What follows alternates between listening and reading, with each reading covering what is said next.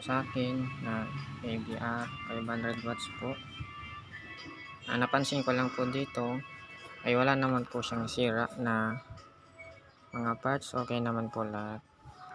Ito lang po talaga dito lang po nagka-problem sa toroidal transformer at dito sa carbon brush. So medyo malawag po siya, hinigpitan ko dahil sa palaging pag-ikot po nito, kaya napupuspos din po yung carbon brush.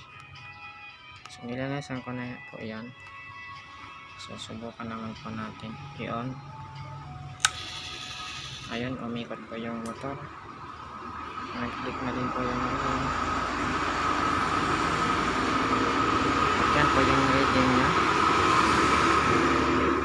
223 volts AC. Okay na po siya. Ayan po, okay na.